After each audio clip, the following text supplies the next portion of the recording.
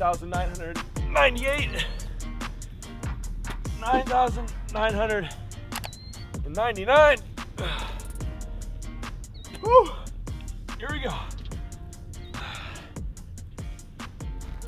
10,000. That took a lot longer than I thought. Oh, my back is killing me. Yeah, so as you can see, guys, the pond is done. Just finished digging it up myself. Pretty proud of this project. You know, couldn't have done it without all that strength and lifting I've been doing. No help from excavators and diggers and things like that.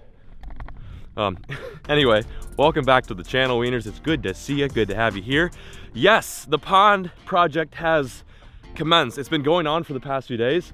We've had some rain in Texas, so it's halted a bit of the pond restoration production, but you may be able to tell, we've come very, very far. We went from basically a puddle to now about 1.5 acres of what is soon to be the pond. Obviously, it's not full of water yet, but it will be very soon. Let me catch my breath, I'm dying. I just actually wore myself out doing those fake diggings. This is very exciting for a couple reasons, one of which you guys seemed very stoked about the pond when I first mentioned it. Here she is though. Take a gander. So we're 8 days deep into the pond project. What you see here pretty much only took about 2 to 3 days. The fact that the soil is now very muddy and soupy has made it difficult for the guy that's actually working the project, not myself. I'm not that strong, but it's made it difficult for him to complete the project. And one of the problems the guys ran into who's working this pond is one of his machines kind of took a bit of a dookie. So we're pausing the project, but I figured I'd keep you guys updated and show you what we're working with. Let's go down to the pond where the actual action is happening. So where I'm standing right now will be underwater, hopefully by spring. To my left is the original pond. It's the OG pond. Not even sure if we can call it a pond, but that's it right there. It's looking a little muddy, obviously, because we've been turning up the earth, but I want to show you this. This is pretty cool. This right here is fresh rain, and as you can see, it's very clean and clear. I hope this means that once this pond does fill up and settle down, that this will be a very clean, clear pond. The soil isn't even really soil. It's more like clay. You can see that, like, it's wet right now, so it's very, very sticky. This is good for a couple reasons. It's awesome for runoff, but it's also especially awesome because it holds water, opposed to like granite or rock where that water can seep through the earth. This is gonna hold it. It's almost like having a natural pond liner. Kind of want to go over some of the bits and pieces of this pond, and then we're gonna go inside and you and I are gonna basically design this pond. The first process was just kind of figuring out the shape. It's almost like a creek pattern. It's a very long pond, but then also extends out just behind me. And you've got these 2 islands. We took the reeds and that little shrub behind me, and we turned that into basically what is gonna be like a half submerged island for these fish, you know, hopefully giant bass to live on. And there's another mound right here, which is gonna be the second island. It's gonna be a little bit shallower. I imagine the water will cut off right about there, so you only have a little bit of land sticking out. Having 2 islands in your pond doesn't serve much of a purpose other than the fact that you can just flex and say you own 2 islands. So I guess after this, I own 2 islands, which is pretty sweet. What Charlie's the guy that's digging the pond out. He dug along the easement, so anytime we get rain, it's going to trickle, just like a creek system, into the main part of the pond. From this perspective, you can really see the shape and the overall look of what this is gonna be. All this will be juicy, nice steep slopes. The water that you see in front of me is from the rain that we've had. It's gotten very, very soggy here in Texas. This is good news though, because it means that there's no like very fast leaks in this pond. Sure, water's gonna seep through. It's not like completely inevitable, but it does mean that this pond can hold some H2O. Now you guys are probably asking yourself, wow, this is exciting. When can we see you stock this pond? The answer is whenever it completely fills up. So I'm praying with both fingers crossed that we get just a ton of rain in the next, you know, if we're lucky, 2-3 weeks, that this thing completely fills up. But before we do that, we need to add structure. We need to add some sand for these bass and bluegill and whatever we're gonna stock to spawn on. I want it to fill up, but not too quick, because I need to kind of design this pond some more. So that is exactly what we're going to do together. We're gonna design this pond. I'm gonna take all the suggestions from one of my last videos, and we're going to apply it to this here dealio, this future lunker factory. We're basically gonna make a blueprint of what is hopefully the most badass backyard pond in the state of Texas. So let's get after it.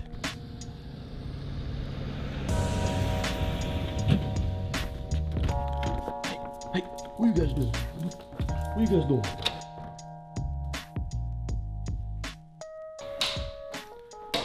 So this is the office. This is where the editing happens, at least when Alex isn't editing. I try to take over some stuff in here. Also just a nice spot for me to film videos like this for you guys. It looked pretty dusty up until a few days ago, but I decided to organize it and make it a safe place for us to kind of talk one-on-one, film some fishing videos, but also for the other channel, the Pokemon channel. If you guys haven't subscribed to that, it's kind of stupid, but it's also fun. I'll leave a link down below. But anyway, here she is. It's looking good. This is where we're going to design the pond, the Lunker Factory. I've got a PNG pulled up right now. I'm gonna show you guys the before and after. This is an 8-day progress, basically only 3 days of actual construction. And we are gonna go over some of the spots that I think we should put a dock in, maybe more structure. Yeah, I just figured I'd show you guys the office, some really cool memories in here. You got my brook trout from Maine, Devil's River bandana. That's pretty sweet. Got my map where I've marked all of my places and destinations that I film videos at. I don't have it marked out yet, but I did at my old house. If you guys don't do this, I recommend getting a map and doing that. I got the big old Komodo Island GT, got the Chrome Cuda, just some random oddball stuff, even some Pokemon stuff in here too, some booster boxes. This is honestly just a chill zone for me, so without further ado, I'm gonna stop rambling. Let's design this pond and get after it. Okay, let's get into this. I got my coffee here, I've got my frosted mini wheats here, and of course, I've got my White Claw over here. Things are looking good.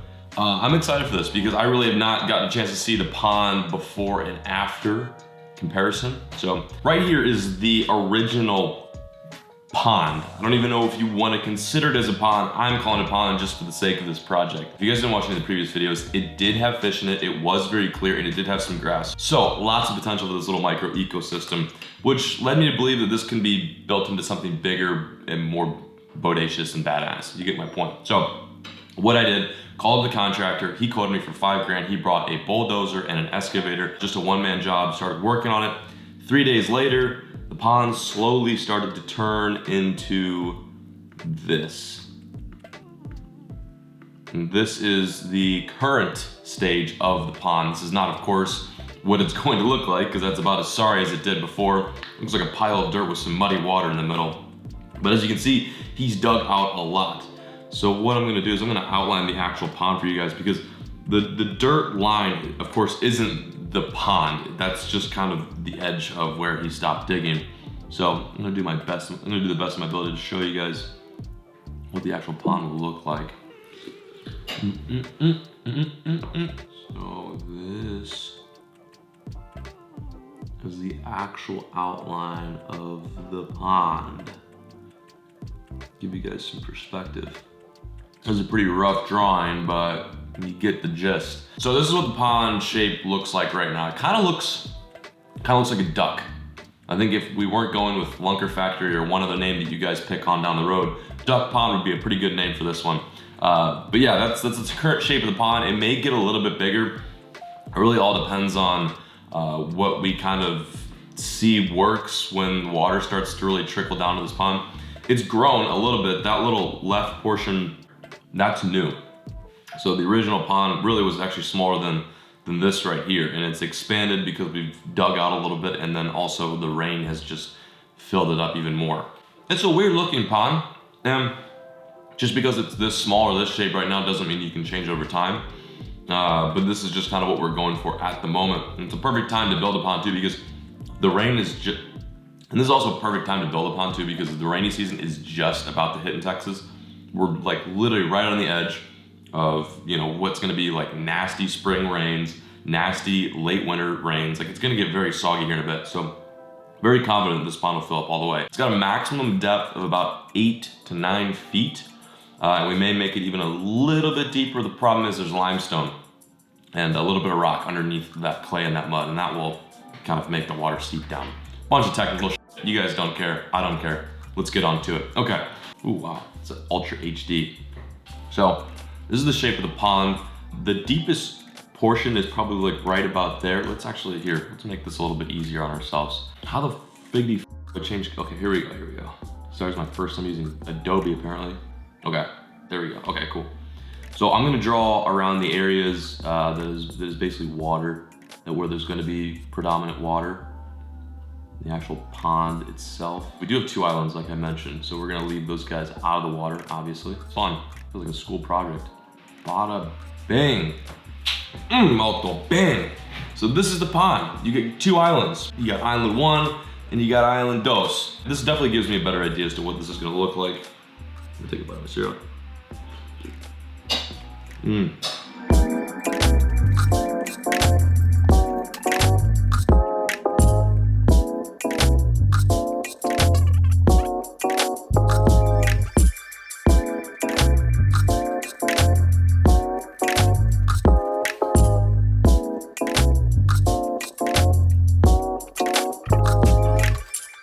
Okay, this took a second, but I found a bunch of representative images for this pond blueprint that I want to share with you guys.